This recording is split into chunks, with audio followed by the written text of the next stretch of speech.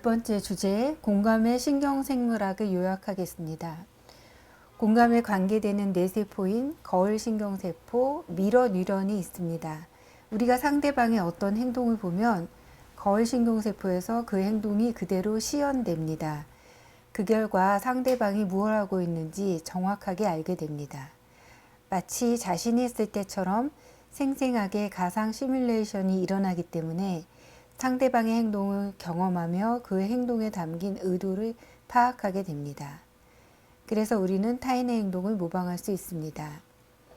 하지만 거울신경을 통한 경험이 상대방의 경험과는 똑같지는 않은데요. 그것은 전두엽에 있는 억제 회로가 작동하기 때문입니다.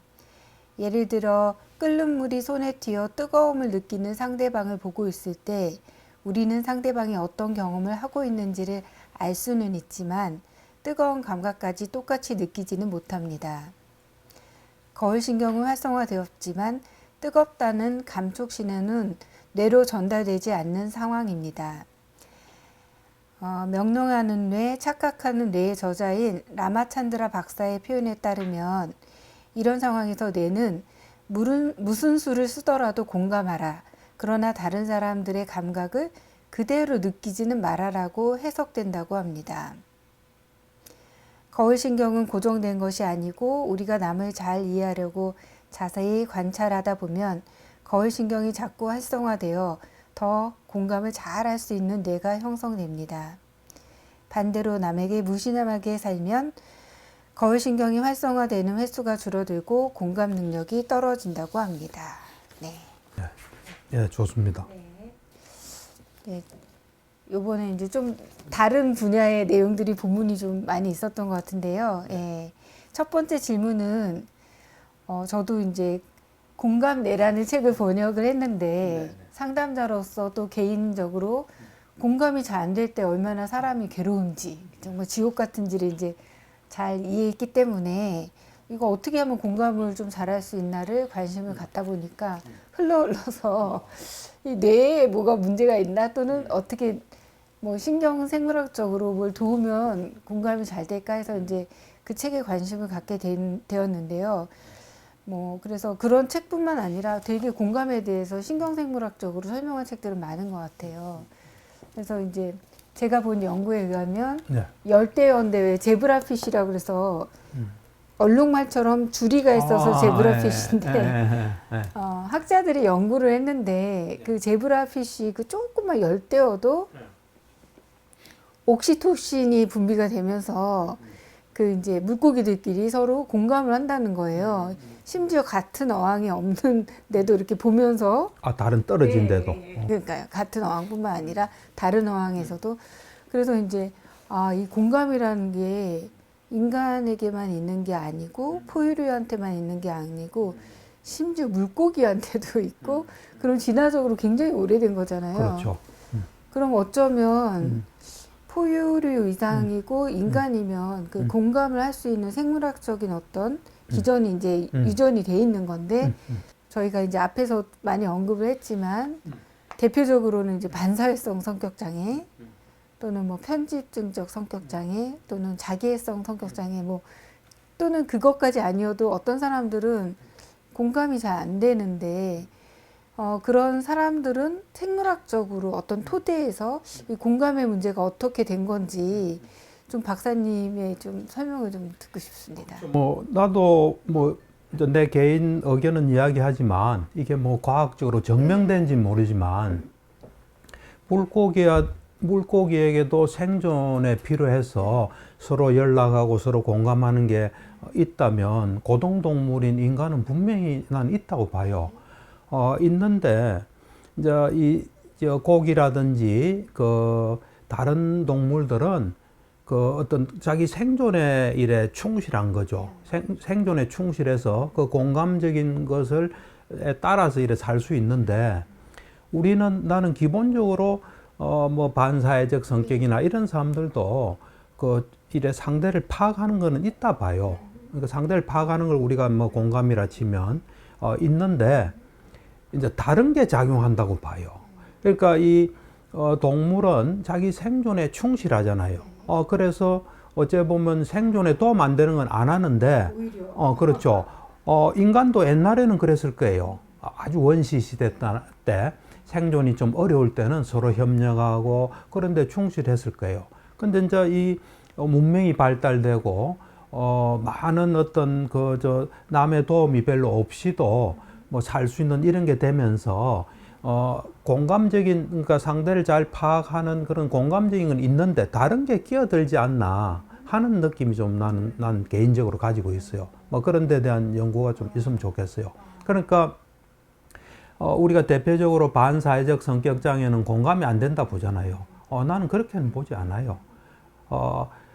물론 이제 공감을, 뭐 지난 시간에도 했지만, 유익한 마음으로 나와 남에게 도움되게 서로 마음을 알고 뭘 하는 걸 공감이라면 반사회적 성격 장애는 공감이 없죠.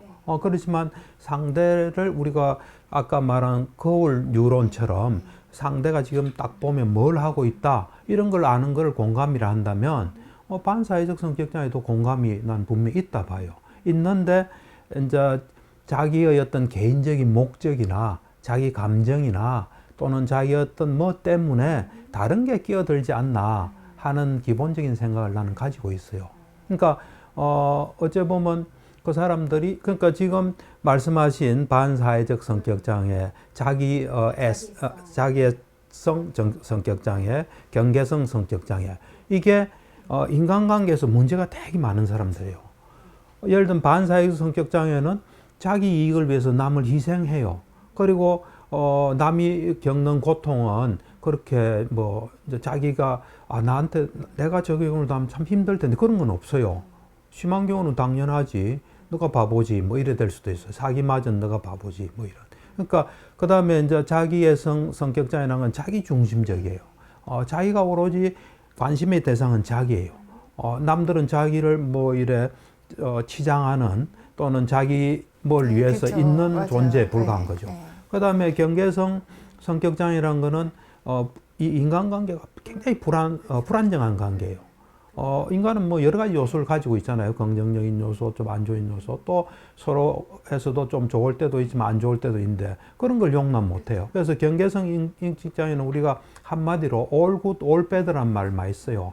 그래서 저 사람 딱 좋은 사람이면 딱 좋은 사람, 나쁜 사람이면 완전히 나쁜 사람. 그래서 진료실에서 이제 경계성 인격 장애가 오면은 우리가 되게 긴장해요. 왜냐하면 그분들의 특징이 처음 와서는 뭐 엄청 우리를 높이 봐요. 어우, 선생님 같은 치료자는 없다. 한데 그게 언제 바뀔지 몰라요. 그걸 처음부터 딱 보고 있어야 돼요. 그래서 그 사람이 균형 있는 인간관계를 만들 수 있도록 도와줘야 되거든요.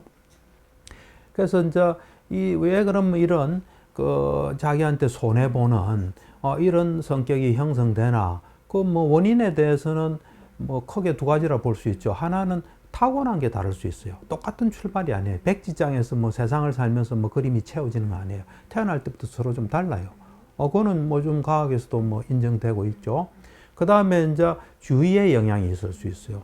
주위란 거는 이제 가족의 영향, 또 조금 크게는 사회적인 영향도 있을 수 있어요. 사회가 안정되고, 지혜로운 삶을 살고, 그러면, 영향을 주죠. 그렇지 않고 무슨 깽당 같은 사회 전체가 그런 사회일 수 있잖아요. 그럼 그게 또 영향을 줘요. 그러니까, 타고난 거, 그 다음에 이제 자기가 직접 주위에서 접하는 환경, 그 다음에 직접 접하지 않은 큰 사회적인 환경, 이런 것에 의해서 이제 성격, 형성이 된다 보거든요. 이제 그런 측면에서 볼 때, 반사회적 성격 장애 같은 경우는 암만 해도 좀 안 좋은 환경일 가능성이 높아요. 예. 자기 마음을 잘 알아주고 또 올바르게 인도하기보다는 좀 험한 환경 있잖아요. 거칠고 폭력이 하고 그런 속에서 태어나면, 물론 그런 속에 태어나도 타고난 게 아주 굳건하고 지혜로우면은 그런데 영향을 별로 안 받겠죠. 오히려 저런 건 저래 하면 안 되구나 이래 되겠죠. 하지만은 그렇게 어떤 굳건한 뭐가 없으면은 세상을 부정적으로 보기 쉽죠.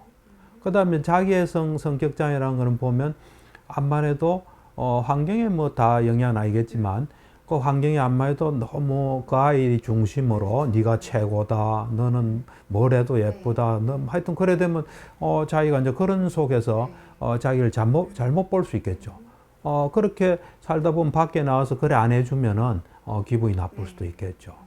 또 그다음에 이제 경계성 인격장애, 성격장애라는 거는 이 딱 안정된 인간관계를 맺지 못하는 거예요.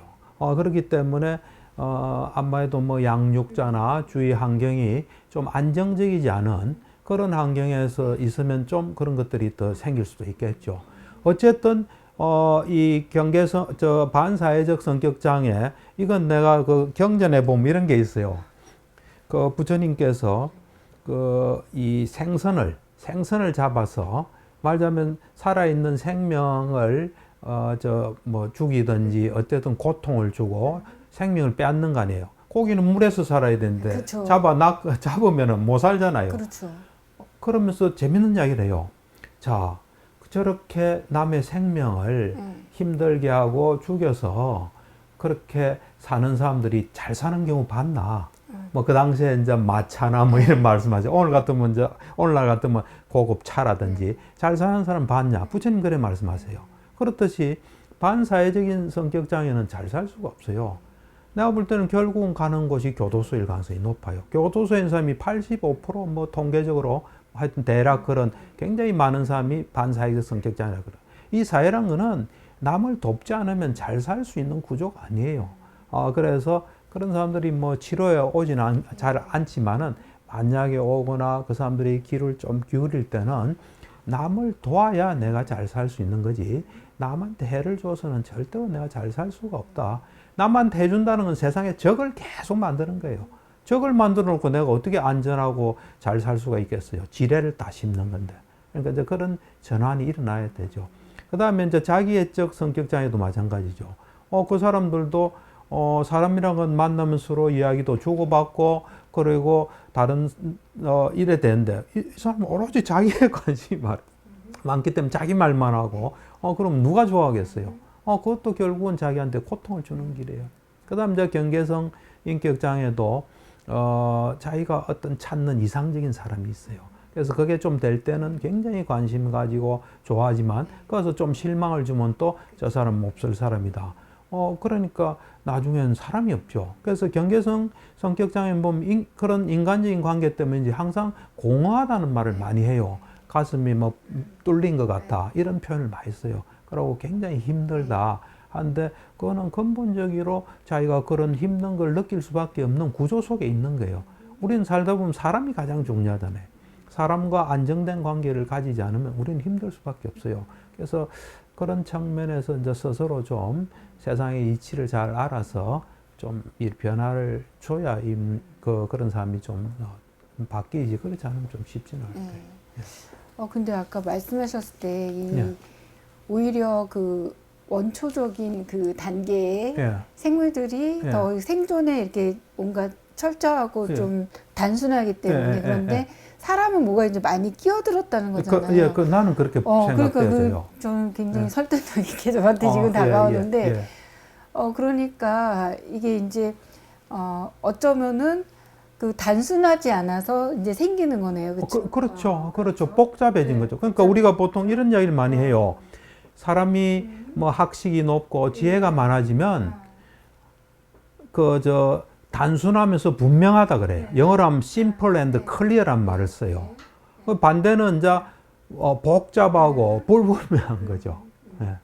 그럼 이제 불교 정신 치료에서 그런 이제 그 단순하지 않고 이렇게 복잡해진 그 예. 이제 사람들의 삶에 뭐가 예. 끼어드는데 예. 이게 지금 신경적인 토대가 예. 거울 뉴런 같은 그렇죠. 이제 신경체가 있는데 예. 만약에 다른 치료와 다르게 불교정신 치료에서 그런 이제 공감에 관련된 신경적인 토대 이제 거울 뉴런 같은 걸 좀 뭐지 고치는 건 아니지만 좀 좋게 할 수 있는 어떤 방법들이 다르게 그렇죠. 있을까요? 내가 볼 때는 이제 예. 이런 생각이 들죠. 거울 누론도 다 예. 있는데 예, 그거를 이제 그러니까. 막고 있는 뭐가 예, 있는 그러니까. 거죠. 예. 막고 있는 걸 빼면 돼요. 그쵸. 그러니까 우리가 거울 누론이라는 게 그 원숭이들 예. 이제 뭐 하는 걸 보고 있는 원숭이한테서 실제로 할 때하고 같은 변화가 일어나는 걸 보고 이제 거울 누론을 이탈리아 그쵸. 과학자들이 발견한 거거든요. 예. 그러니까 내가 뭘 볼 때 보기만 딱 하라. 그러면 되는 거예요. 그거 자꾸 뭐가 끼어들기 때문에 딱 보고 아, 저걸 이용해야 되겠다. 이러면 이제 반사회적 성격 장애조로가. 예, 그렇게. 그러니까 뭘 보고 정확히 보고 자기께 끼어들지 않고 잘 보고 저 사람도 좋고 나도 좋은 길을 찾는 이런 훈련을 많이 한다면 예. 기존의 그 신경 저 거울 신경이 덮인 게 좀 벗겨지지 않는가 이런 그렇게. 생각을 하죠. 예. 알겠습니다. 네. 예. 그래서 이제 두 번째 질문인데요. 예, 예. 그래서 지금 그 거울 뉴런이 지금 이제 잘 성숙이 되고 연결이 잘 되고 해서 이제 기능이 돼야 되는데 뭐가 많이 끼어들어서 이제 문제라고 하시니까. 그건 내 생각이에요. 아니 근데 예. 설득이 돼 제가 지금. 예. 그럼 이제 그게 잘 커야 되는데 성숙이 돼야 되는데 네. 제가 이제 제 경험하면 이제 제가 한 달에 한 번씩 예. 그 영유아 보육시설 또 유치원 이런 원장님들 교사분들이랑 같이 소아정신의학이랑 돌보는 사람들의 정신의학을 같이 이제 세미나를 하거든요. 그거 참 좋은 일 좋아요. 하시네요. 근데 예. 이제 제가 굉장히 많이 배우는데 그분들한테 왜냐하면 정확하게 이제 영유아부터 7세까지 예. 보시거든요. 그러니까 예. 많이 듣고 배우는데 예. 이제 들어보면 제가 이렇게 들어보면 예. 이 거울 뉴런이 좀 생기기 잘 성숙되고 활성화하게 되기가 좀 어려운 면이 있어요. 왜냐하면 예전에는 그래도 이제 뭐 텔레비나 이런 고급적인 정보는 못 접해도 저희가 뭐 클 때 보면 집에 식구도 많고 뭐 하다못해 개나 닭이라도 있고 막 이래서 뭔가 이렇게 이 거울 뉴런이 모방을 하고 성숙될 수 있고 그리고 특히 좋은 것들을 모방할 수 있는 생존에 필요한 것들을 오랜 시간 동안 자연스럽게 24시간 풀로 이제 했었는데 네. 지금은 이제 원장님이나 교사분들에 의하면 이제 부모들이 바쁘니까 집에 있던 보육시설에 왔던 이제 그 굉장히 생활이 단순해지잖아요. 그리고 또 아무래도 자연스럽게 24시간 하는 게 아니라 누가 이렇게 돌보면 한정적이잖아요. 그렇죠. 애도 많고 그러니까. 그래서 되게 안타까운 얘기들을 많이 듣거든요. 그리고 이제 제 생각에는 이런 영유아 시설에서 일하시는 분들이 정말 너무 귀하고 이런 걸 잘 이해해야 될 것 같은데 어쨌든 너무 제한적이고 풍요롭지 않고 이 뉴런의 활성화나 의 성숙이 이런 환경에서 제가 이제 생각에 이런 세상에 부처님이 오시면은 뭐 부모들이나 영유아 보육자들이나 아니면 하여간 사회의 어른들한테 좀 뭐라고 가르침을 주실까 이런 생각을 했었는데 네네. 선생님 어떻게 생각하시는지 그러니까 지금 궁금합니다. 말씀하시는 게 그 보육이라는 말에서 내가 약간 그 분명히 해야 될 점이 있는 것 같은데 그냥 이제 정상적인 부모가 있으면서 낮 동안에 봐주는 건가요? 안 그러면 부모가 없는 애들을 보는 건가요? 정상적인 부모가 있는 영유아 보육시설 그럼 부모는 있는데 이제 그 부모가 바쁘고 직장이 있으니까. 그렇죠. 근데 뭐 극단적으로 말하면 그런 친구들도 이제 해당이 될 수도 있겠죠. 그렇죠. 왜냐하면 이제 극단적인 경우에는 그런 시설이 굉장히 중요해요. 왜 그러냐면은 일단 부모가 없는 아이들이 그 세상에 나왔잖아요. 세상에 나오고 자기들도 부모가 없는 걸 알 거예요. 나중에는 뭐 그 당시에 바로 알 수도 있고 그런 경우에는 돌보는 사람이 참 중요해요. 왜냐하면 자칫하면 좀 안 좋은 세상을 안 좋게 볼 위험성이 굉장히 많거든요. 그런데 그런 애들한테 정말 그 부모나 또 부모 이상으로 잘 이래 케어를 하게 되면 이제 그런 게 한마디도 보고 영향을 받게 되죠. 그렇죠. 그러니까 그게 케어하는 사람이 자기 속에 들어오는 거죠. 들어와서 그게 어떤 의미에서 모델도 될 수도 있고 부모도 될 수도 있고 그래서 그건 이제 굉장히 중요하고. 근데 이제 지금 말씀하시는 거는 이제 부모가 있는 애들이잖아요. 네, 그렇죠. 그렇죠. 그러면 그걸 조금 이제 생각해야 될 것 같아요.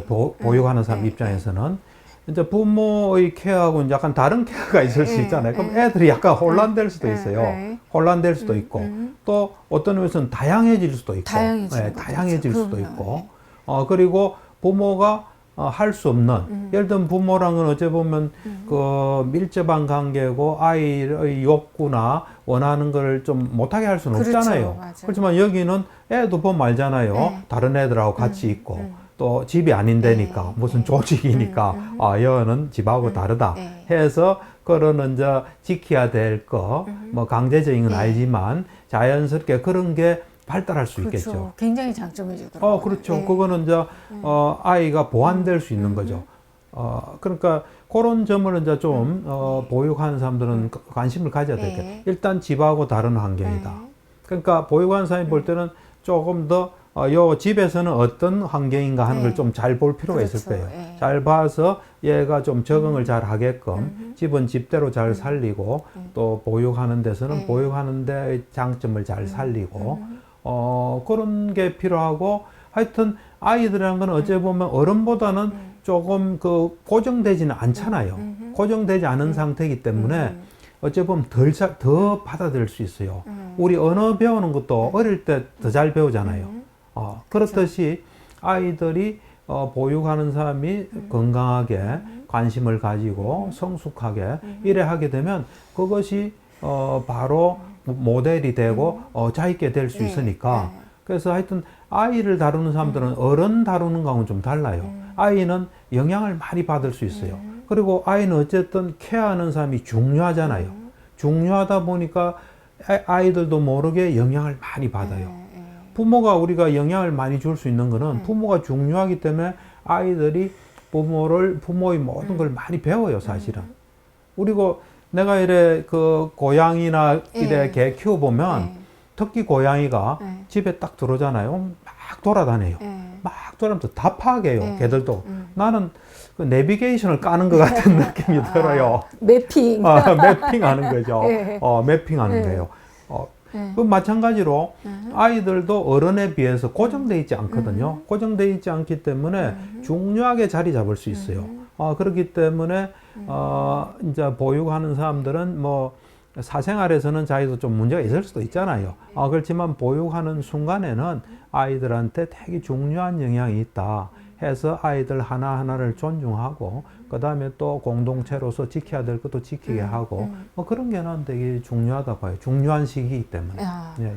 그러니까 말씀 들어보니까 엄마 아빠가 접하는 시간이 너무 적고 네. 그다음에 이 생활이 너무 단순하잖아요. 그래서 그렇죠. 이 거울 뉴런의 활성화나 성숙에 너무 제한적이지 않을까 했는데 말씀 들어보니까 네.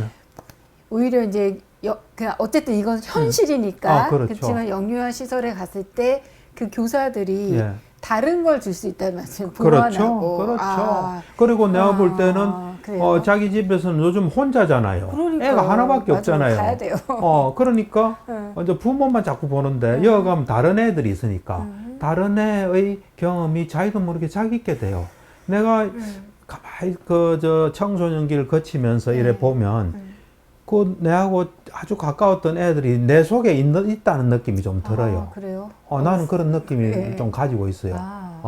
그러니까 아이들도 마찬가지요. 다른 아이들을 접하면서 더 넓어질 수 있고 그 다른 아이의 그런 것이 정보가 자기 속에 그냥 들어올 수 있죠. 그러니까 그런 점에서는 이제 그러니까 영유아 시기는 좀 중요하죠. 그렇죠. 예, 예. 그래서 굉장히 그 보완이 된다니까 안심이 좀 되네요. 그렇죠. 어떻게 하느냐가 이제 중요하죠. 그리고 다시 걔들이 또 집에 가고. 알겠습니다. 그 유기적인 연결을 좀 봐야 될 것 같아요. 예. 세 번째 질문은 조금 이제 공감에 대해서 폭넓은 질문이 될 수도 있는데 이제 뭐 제 경험으로 보면 이제 그 한국이 이제 분단돼 있잖아요. 한국이랑 그다음에 이제 조선이라고 말하는 나라가 사실은 국제법상으로 있는 것 같아요. 북한의 공식 명호가 조선입니까? 그 사람도 조선이라고 그러고 조선인민공화국인가? 그렇죠. 거기 붙는 거죠. 하여간 이제 그렇게 돼 있는데 근데 요즘은 사실 관심이 없죠. 저 사람들이나. 그런데 이제 저 개인적으로는 뭐 북한 사람들이 뭐 동포거나 뭐 애끓는 사랑이 있어서 그런 게 아니라 충분히 이제 제 생각에는 어떤 경제적이거나 뭐 안보적으로 관점에서 되게 중요한 나라라고 생각이 들거든요, 사실은. 그래서 제가 생각해보면 제가 대학교 1학년 때 독일이 그 통일이 됐어요. 그때 텔레비에서 막 그 시민들이 나와서 그 벽을 베를린 장벽을 부시는 걸 봤거든요. 그래서 저는 저렇게 해서 무너졌나? 근데 나중에 보니까 문은 열렸는데 그 사람들이 너무나 기쁘고 이거를 막 표현하기 위해서 그랬던 거죠.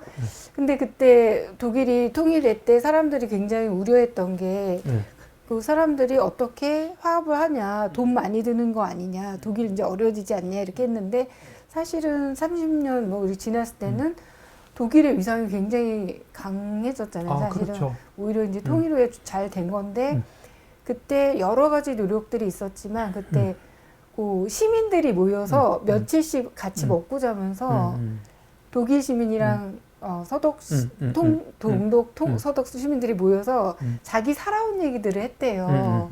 나는 몇 살 때 뭘 하고 어디 갔고. 그 참 좋죠. 그러면 또 저 상대방이 아 그랬냐 난 이랬다 하면서 그때 사람들이 얘기하고 나서 무슨 통일 얘기를 한 게 아니라 살아온 얘기를 하면서 공감을 했다는 거예요. 인간으로서. 우리 같은 인간이고 아 괴물이 아니고 뭐 이제 공감하는.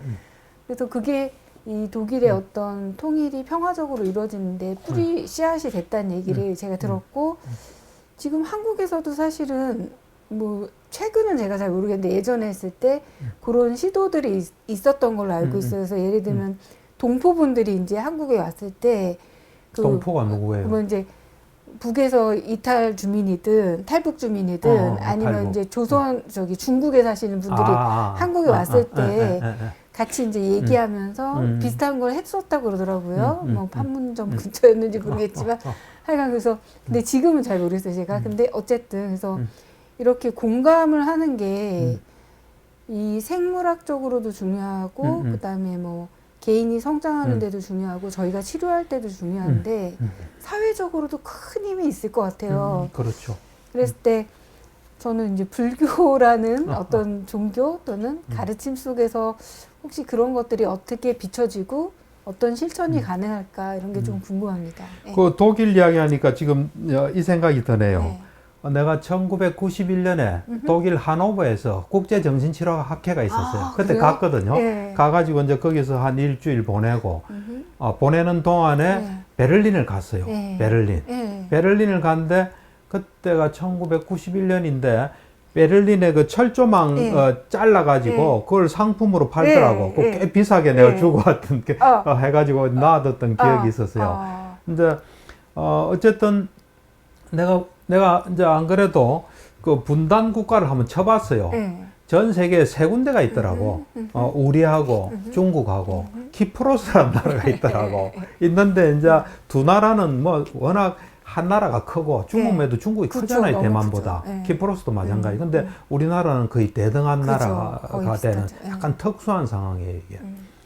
그래서 나는 이제 이런 생각을 해요. 불교 뭐 하는 입장, 또 불교 정신 치료하는 입장, 그다음 뭐 나도 이 시대를 살고 있잖아요. 사는 입장에서 그냥 뭐 그냥 드는 생각이에요. 뭐 전문가적인 생각은 아니고.